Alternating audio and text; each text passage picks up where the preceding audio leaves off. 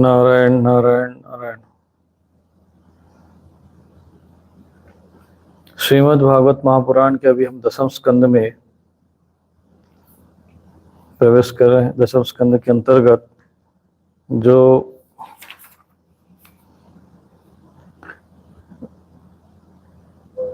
88वां जो अध्याय है उस पर हम चर्चा करेंगे।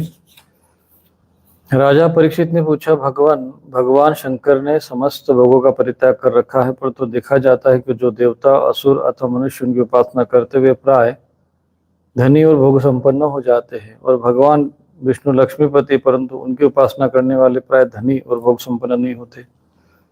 दोनों प्रभु त्याग और भोग की दृष्टि से एक दूसरे से विरुद्ध स्वभाव वाले, परंतु उनके उपासकों को उनके स्वरूप के विपरीत फल मिलता है। मुझे इस विषय में बड़ा संदेह है कि त्यागी की उपासना से भोग और लक्ष्मीपति की उपासना त्याग कैसे मिलता है। मैं आपसे ये जानना चाहता हूँ। श्री सुखदेव जी कहते, परीक्षित, शिव जी सदा शक्ति से युक्त रहते हैं। वे सत्व आदि गुणों से युक्त और अहंकार के अधिष्ठाता है। अहंकार के 3 भेद है, वैकारिक, तेजस और तामस। त्रिविध अहंकार से 16 विकार हुए, 10 इंद्रिया, 5 महाभूत और 1 मन। अतः इन सबके अधिष्ठातु देवताओं में से किसी एक की उपासना करने पर समस्त ऐश्वर्य की प्राप्ति हो जाती है।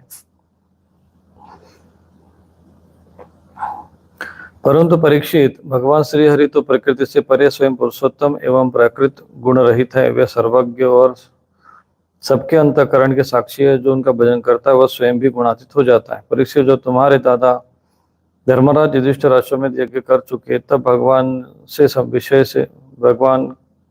से विविध प्रकार के धर्मों का वर्णन सुनते समय उन्होंने यही प्रश्न किया था। परीक्षित, भगवान श्री कृष्ण सर्वशक्तिमान परमेश्वर है। मनुष्य के कल्याण के लिए उन्होंने यदुवंश में अवतार धारण किया है।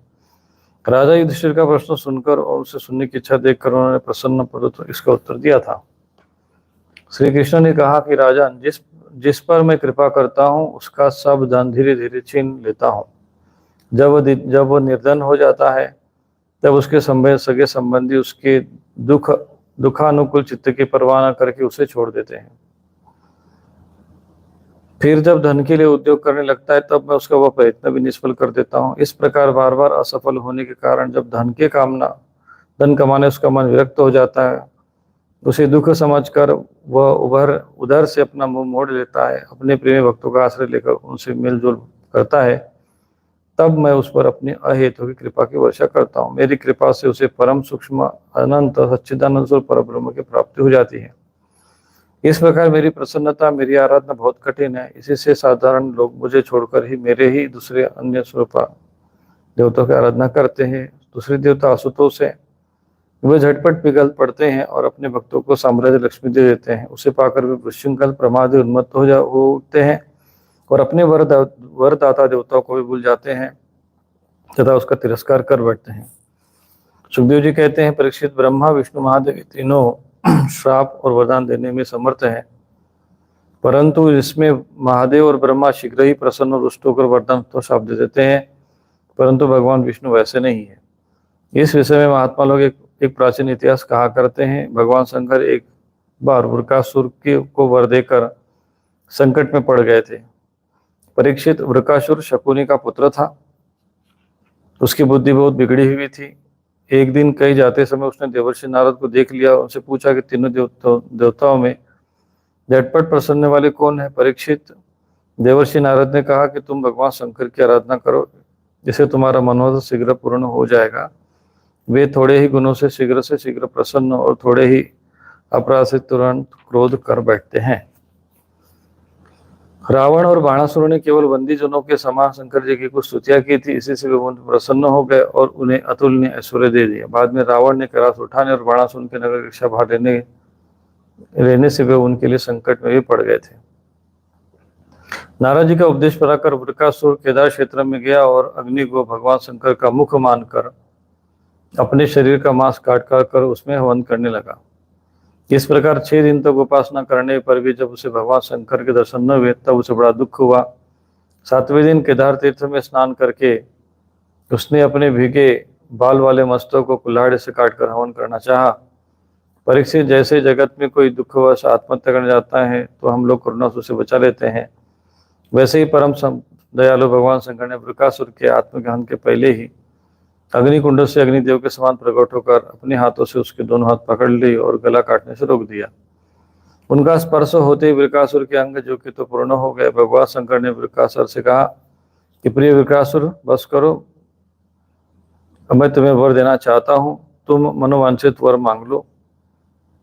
हे भ्राता, मैं तो अपने भक्ता का शरणागत भक्तों पर केवल जल चढ़ाने से संतुष्ट हो जाता हूँ, भला तुम झूठ-मूठ अपने शरीर को क्यों पीड़ा दे रहे हो। परीक्षित, अत्यंत पापी वृकासुर ने समस्त प्राणियों को भयभीत करने वाला यह वर मांगा कि मैं जिसके सिर पर हाथ रख दूं वही मर जाए। परीक्षित, उसकी यह याचना सुनकर भगवान रुद्र पहले तो कुछ अनमने से हो गए, फिर हंसकर कह दिया, अच्छा ऐसा ही हो। ऐसा वर देकर उन्होंने मानो सांप को अमृत पिला दिया। भगवान शंकर की इस प्रकार कह देने पर वृकासुर के मन में यह लालसा हुआ है कि मैं पार्वती जी को ही हर लूं। वह असुर शंकर जी के वर की परीक्षा के लिए उनके सिर पर हाथ रखने का उद्योग करने लगा। तब तो शंकर जी अपने दिव्य वरदान से भयभीत हो गए और वो उनका पीछा करने लगा और वो उससे डर से कांपते हुए भागने लगे कि पृथ्वी स्वर्ग दिशाओं के अनंत दौड़ते गए, परंतु फिर भी उसे पीछा करते देखकर उत्तर की ओर बड़े बड़े बड़े देवता इस संकट को टालने का कोई उपाय न देकर चुप रह गए। अंत में प्राकृतिक अंधकार से परे परम प्रकाश में वैकुंठ लोक को गए। वैकुंठ में भगवान स्वयं नारायण निवास करते हैं। एकमात्र वे ही उन सन्यासियों की परम गति है जो सारे जगत को अभेदान करके शांत भाव में स्थित हो गए।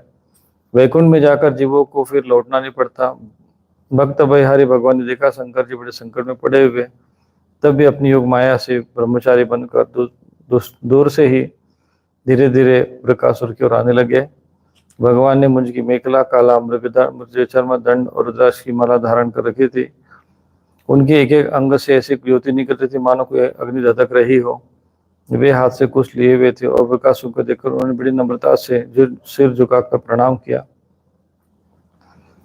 ब्रह्मचारी वेशधारी भगवान ने कहा कि शकुनी नंदन वृकासुर, आप स्पष्ट बहुत थके से जान पड़ते हैं। आज आप बहुत दूर से आ रहे हैं क्या? तनिक विश्राम तो कर लीजिए। देखिए, शरीर ही सारे सुखों की जड़ है, इसी से सारी कामनाएं पूर्ण होती है, अतः अधिक कष्ट नहीं देना चाहिए। सुखदेव जी कहते हैं, भगवान के एक एक शब्द से अमृत बरस रहा था। उनके उस प्रकार पूछने पर पहले तो वो तनिक ठहर कर अपनी थकावट दूर की, उसके बाद क्रमशः अपनी तपस्या वरदान प्राप्त भगवान शंकर के पीछे दौड़ने की बात शुरू से कह दी। भगवान ने कहा, अच्छा ऐसी बात है, तब तो भाई हम इस बात पर विश्वास नहीं करते। आप नहीं जानते हैं क्या, वह तो दक्ष प्रजापति के साप से पिशाच भाव को प्राप्त हो गया है। आजकल वही प्रेतों और पिशाचों का सम्राट है। दानवराज, आप इतने बड़े होकर ऐसी छोटी छोटी बातों पर विश्वास कर लेते हैं। आप यदि अब भी उसे जगत गुरु मानते हो और उसको बात पर विश्वास करते हो तो झटपट अपने सिर पर हाथ रखकर परीक्षा कर लीजिए। दानव शिरोमणि, यदि किसी प्रकार शंकर की बात असत्य निकले तो उस असत्यवादी को मार डालिए और जिससे फिर कभी झूठ न बोल सके। परीक्षित, भगवान ने ऐसी मोहित करने वाली अद्भुत और मीठी बात कही कि उसकी विवेक बुद्धि जाती रही। उस दुर्बुद्धि ने भूलकर अपने सिर पर हाथ रख लिया। बस उसी क्षण उसका सिर फट गया और वो वही धरती पर गिर पड़ा, मानो उस पर बिजली गिर पड़ी हो। उस समय आकाश में देवता लोग जय जय नमो नमः साधु साधु के नारे लगाने लगे। पापी वृकासुर की मृत्यु से देवता, ऋषि, पितर, गंधर्व अत्यंत प्रसन्न होकर पुष्पों की वर्षा करने लगे और भगवान शंकर उस विकट संकट से मुक्त हो गए। अब भगवान पुरुषोत्तम ने भगवान शंकर जैसे कहा कि देवादिदेव, बड़ा हर्ष की बात है कि इस दुष्ट को इसके पापों ने नष्ट कर दिया। परमेश्वर, भला ऐसा कौन प्राणी जो महापुरुषों का अपराध करके कुशल से रह सके? फिर स्वयं जगत गुरु विश्वेश्वर, आप अपराध करके तो कुशल कैसे रह सकते हैं? आपका अपराध करके तो कोई कुशल कैसे रह सकता है? भगवान अनंत शक्ति के समुद्र है। उनकी एक एक शक्ति मन और वाणी से सीमा से परे, प्रकृति के अतीत स्वयं परमात्मा है। उनकी शंकर जी को संकट से छुड़ाने की लीला जो कोई कहता है या सुनता है वो संसार बंधन और शत्रुओं के भय से मुक्त हो जाता है। श्री सुखदेव जी कहते, परीक्षित, एक बार सरस्वती नदी के पावन तट पर यज्ञ प्रारंभ करने के लिए बड़े बड़े ऋषि मुनि एकत्रित हो गए। उन लोगों ने इस विषय पर वाद विवाद चला कि ब्रह्मा, शिव और विष्णु में सबसे बड़ा कौन है।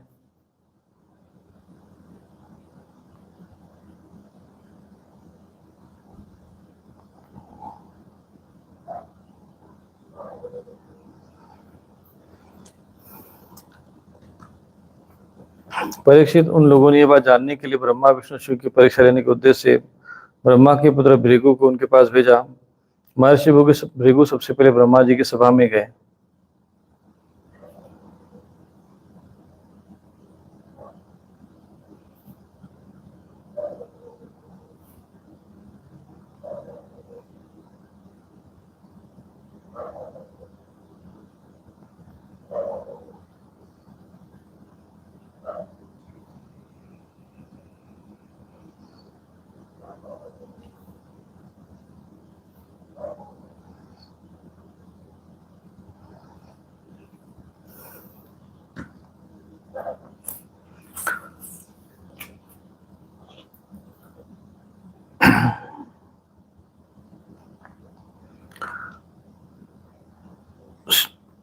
महर्षि भृगु सबसे पहले ब्रह्मा जी की सभा में गए। उन्होंने ब्रह्मा जी के धैर्य की परीक्षा लेने के लिए न उन्हें नमस्कार किया, न उनकी स्तुति की।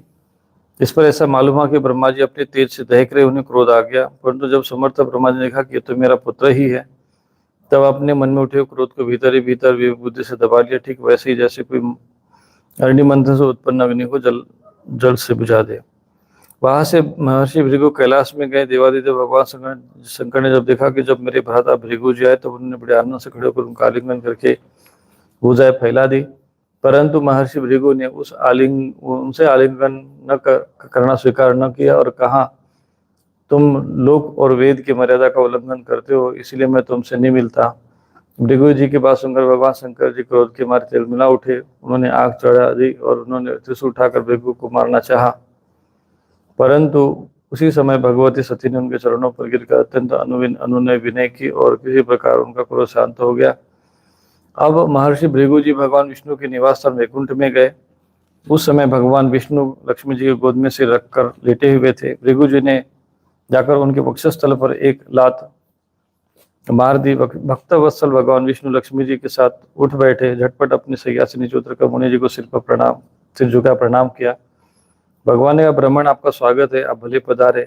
इस आसन पर बैठकर कुछ क्षण विश्राम कीजिए। प्रभु, मैं आपका शुभ आगमन का पता न था, इसी समय आपकी अगवानी न कर सका, मेरा अपराध क्षमा कर दीजिए। महामुनि, आपके चरण कमल अत्यंत कोमल है। यूं कहकर भगवान भृगु जी के चरणों को अपने हाथों से फैलाने लगे और बोले, महर्षि, आपके चरणों का जल तीर्थों को भी तीर्थ बनाने वाला है। आप उससे वैकुंठ लोक, मुझे और मेरे अंदर रहने वाले लोकपालों को पवित्र कर दीजिए। भगवान, आपके चरण कमलों के स्पर्श से मेरे सारे पाप धुल गए। आज मैं लक्ष्मी का एकमात्र आश्रय हो गया। अब आपके चरणों से चिन्हित मेरे वक्षस्थल पर लक्ष्मी सदा सर्वदा निवास करेगी। श्री सुखदेव जी कहते, जब भगवान ने अत्यंत गंभीर वाणी से इस प्रकार कहा, तब भृगु जी परम सुखी तृप्त हो गए। भक्ति के उद्रेक से उनका गला भरा है, आंखों से आंसू छलक कर वे चुप हो गए। परीक्षित, भृगु जी वहां से लौटकर ब्रह्मादि मुनियों के सत्संग में उन्हें ब्रह्मा विष्णु शिव यह जो अनुभव हुआ वो सब कह सुनाया। भृगु जी का अनुभव सुनकर सभी ऋषि मुनियों को बड़ा विस्मय होना, उनका संदेह दूर हो गया। तब से वे भगवान विष्णु को सर्वश्रेष्ठ मानने लगे, क्योंकि वे ही शांति और अभय के उद्गम स्थान है। भगवान विष्णु से साक्षात धर्म, ज्ञान, वैराग्य, 8 प्रकार के ऐश्वर्य, चित्त को शुद्ध करने वाला यज्ञ प्राप्त होता है। शांत, समचित्त, किंचन और सबको अभय देने वाले साधु मुनियों को भी विवेक एकमात्र गति है, ऐसा शास्त्र कहते हैं। उनकी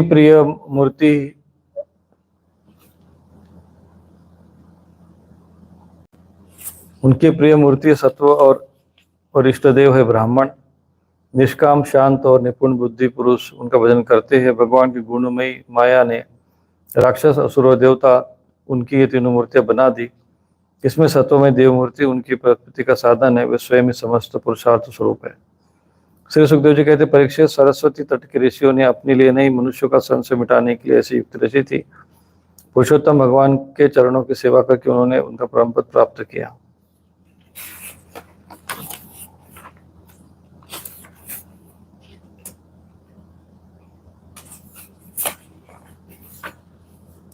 सूत जी कहते हैं, शौनकादि ऋषियों, भगवान पुरुषोत्तम की यह कमनीय कीर्ति कथा जन्म मृत्यु रूप संसार के भय को मिटाने वाली है। यह व्यासनंदन भगवान श्री सुखदेव के मुखारविंद से निकली हुई सुरभिमय मधुरमय वसुधारा है। इस संसार के लंबे पथ का जो बटोई अपने कानों के दोनों में से इसका जंतन पान करता है, उसकी सारी थकावट जो इस जगत में इधर उधर भटकने से होती है दूर हो जाती है। सो सुखदेव जी कहते, परीक्षित, एक दिन की बात है, द्वारकापुरी में किसी ब्राह्मणी के गर्भ से एक पुत्र उत्पन्न हुआ, परंतु वह उसी समय पृथ्वी का स्पर्श होते ही मर गया। ब्राह्मण अपने बालक का मृत्यु से लेकर राजमार्ग पर द्वार पर गया और वहां उसे रखकर अत्यंत आतुर दुखी मन से विलाप करते हुए कहने लगा कि इसमें संदेह नहीं कि ब्राह्मण द्वैत, धूर्त, कृपण और विषयी राजाओं के कर्म दोष से मेरे बालक की मृत्यु हुई है। जो राजा हिंसा परायण, दुशील और अजितेंद्रिय होता है, उसे राजा मानकर सेवा करने वाली प्रजा दरिद्र होकर दुख पर दुख भोगती रहती है और उसके सामने संकट पर संकट आते रहते हैं। परीक्षित, इस प्रकार संकट अपने दूसरे और तीसरे बालकों से भी उत्पन्न होते ही मर जाने पर वो ब्राह्मण लड़के का शव राजमहल के दरबार पर डाल गया और वह वही बात कह गया। 9 बालक के मरने पर जब वो वहां आया, तब उस समय भगवान कृष्ण के पास अर्जुन भी बैठे हुए थे। उन्होंने ब्राह्मण की बात सुनकर उनसे कहा, ब्राह्मण, आपके निवास स्थान द्वारका में कोई क्षत्रियधारी धनुर्धारी क्षत्रिय नहीं है क्या? मालूम होता है कि यदुवंशी ब्राह्मण है और प्रजा पालन का परित्याग करके किसी यज्ञ में बैठे हुए हैं। जिनके राज्य में धन, स्त्रियों और पुत्र से विक्त होकर ब्राह्मण दुखी होते हुए क्षत्रिय नहीं, क्षत्रिय के वेश में पेट पालने नट है, उनका जीवन व्यर्थ है। भगवान, मैं समझता हूँ कि आप स्त्री पुरुष अपने पुत्रों की मृत्यु दिन हो रहे हैं, अतः मैं आपके संतान की रक्षा करूंगा। यदि मैं अपनी प्रतिज्ञा पूरी न कर सका तो आग में खुद का जल मरूंगा, इस प्रकार मेरे पापों का प्रायश्चित होगा। ब्राह्मण ने कहा कि अर्जुन, यह बलराम जी, भगवान श्री कृष्ण, धनुर्धर, शिरोमणि, प्रद्युम्न, आदित्य, अनिरुद्ध भी है। जब मेरे बालकों की रक्षा करने में समर्थ नहीं, इन जगदीश्वरों के लिए भी यह काम कठिन हो रहा है, तब तुम कैसे करना चाहते हो? सचमुच तुम्हारी मूर्खता है, हम तुम्हारी इस बात पर विश्वास नहीं करते। अर्जुन ने कहा कि ब्राह्मण में बलराम, श्री कृष्ण, प्रद्युम्न नहीं हूं, मैं हूं अर्जुन, जिसका गांडीव नामक धनुष विख्यात है।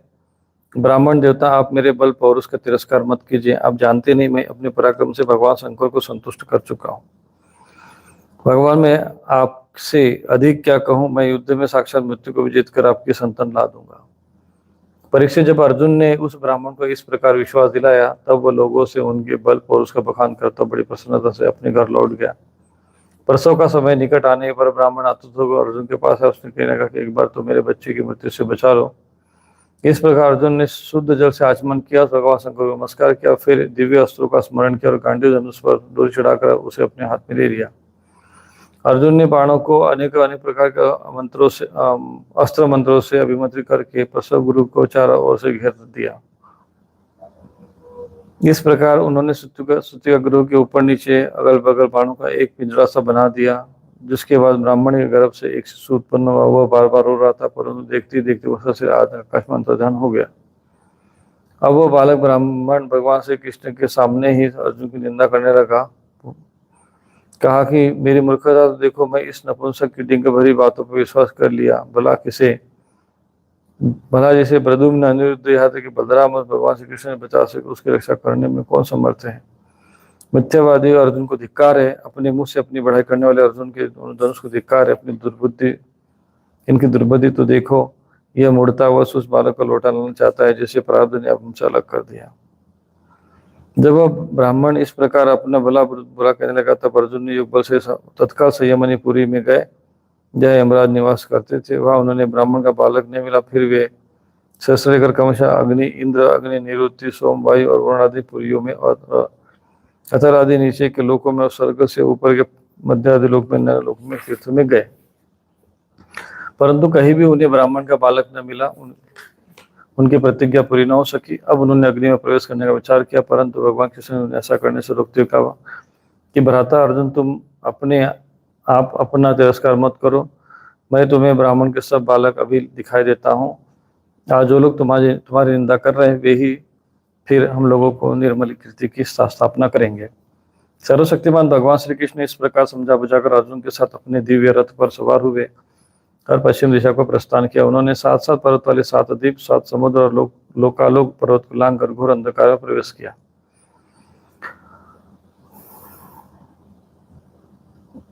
परीक्षित, वह अंधकार इतना घोर था कि उसमें शैव्य, सुग्रीव, मेघपुष्प और बलाहक नाम के 4 घोड़े अपना मार्ग भूलकर इधर उधर भटकने लगे। उन्हें कुछ सोचता ही नहीं था। यज्ञेश्वरों के भी परमेश्वर भगवान श्री कृष्ण ने घोड़ों की यह दशा देखकर अपने सहस्त्र सहस्त्र सूर्य के समान तेजस्वी चक्रों को आगे चलने की आज्ञा दी। सुदर्शन चक्र अपने ज्योतिर्मय तेज से स्वयं भगवान के द्वारा उत्पन्न अपने उस घने और महान अंधकार को चीरता हुआ मन के समान तीव्र गति से आगे आगे चलने लगा। उस समय को ऐसा जान पड़ता मानो भगवान राम का बाण धनुष से छूटकर राक्षसों की सेना में प्रवेश कर रहा हो। इस प्रकार सुदर्शन चक्र के द्वारा बतलाए हुए मार्ग से चलकर रथ अंधकार की अंतिम सीमा पर पहुंचा। उस अंधकार के पार सर्वश्रेष्ठ पारावार रहित व्यापक परम ज्योति जगमगा रही थी। उसे देखकर अर्जुन की आंखें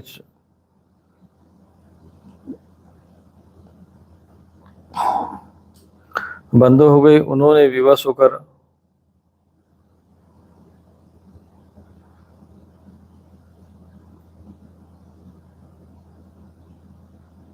अपने श्वास बंद कर दिए। इसके उपरांत भगवान के इसके बाद भगवान के रथ ने दिव्य जलराशि में प्रवेश किया।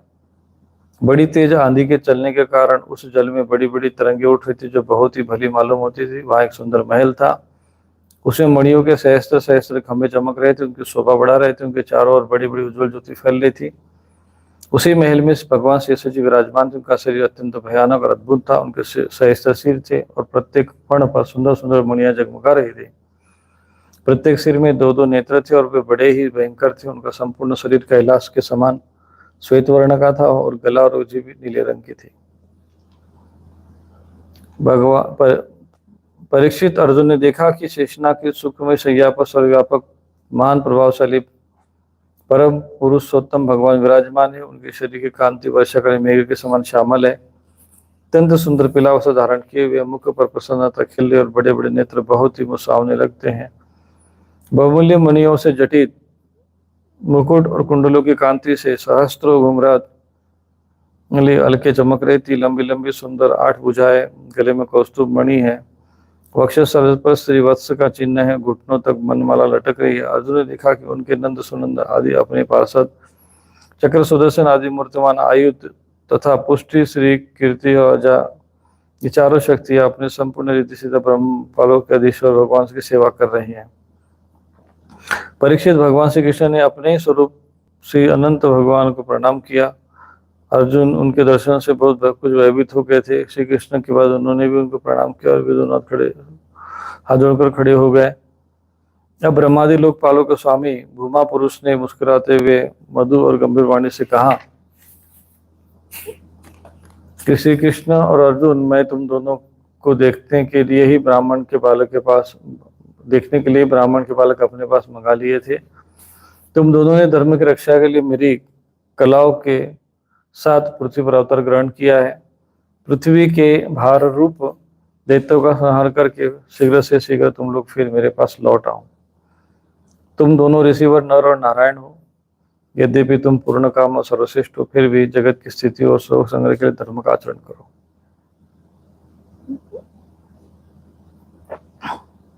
जब उस परम पुरुष परमात्मा ने श्री कृष्ण और अर्जुन को इस प्रकार आदेश दिया, तब उन लोगों ने स्वीकार किया, नमस्कार किया और बड़े आनंद के साथ ब्राह्मण बालकों को लेकर जिस रास्ते से जिस प्रकार आए थे उसी से वो दौड़ कर लौट आए। ब्राह्मण के बालक अपनी आयु के अनुसार बड़े बड़े हो गए थे। उनका रूप और आकृति वैसी ही थी जैसे उनके जन्म के समय थी। यानी भगवान श्री कृष्ण अर्जुन ने उनको पिता को सौंप दिया। भगवान विष्णु के उस परम धाम को देखकर अर्जुन के आश्चर्य की सीमा न रही। उन्होंने ऐसा अनुभव कि जीवन में जो कुछ बल पौरुष है वह सब भगवान कृष्ण का कृपा का फल है। परीक्षित भगवान ने और भी अनेकों ऐश्वर्य और वीरतापूर्ण लीलाएं की और लोक दृष्टि से साधारण लोगों के समान सांसारिक विषयों का भोग किया और बड़े बड़े महाराजाओं के समान श्रेष्ठ श्रेष्ठ महायज्ञ किया। भगवान श्री कृष्ण ने आदर्श महापुरुषों का आचरण करते हुए ब्राह्मण आदि समस्त प्रजा वर्गों के सारे मनोरथ पूर्ण के ठीक वैसे जैसे इंद्र प्रजा के अनुसार समांसुर वर्षा करते हैं। उन्होंने बहुत से अधर्मी राजाओं को स्वयं मार डाला और बहुतों को अर्जुन आदि के द्वारा मरवा डाला। इस प्रकार धर्मराज युधिष्ठिर धार्मिक राजाओं से उन्होंने अन्याय से सारी पृथ्वी में धर्म मर्यादा की स्थापना कर दी।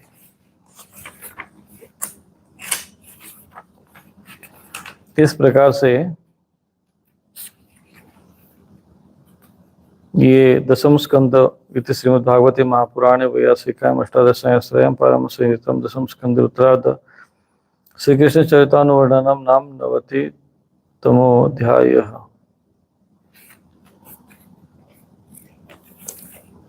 तो आज ये दशम स्कंद हम पूरा हो गए हैं। अब एकादश स्कंद में हम लोग कल चर्चा करेंगे।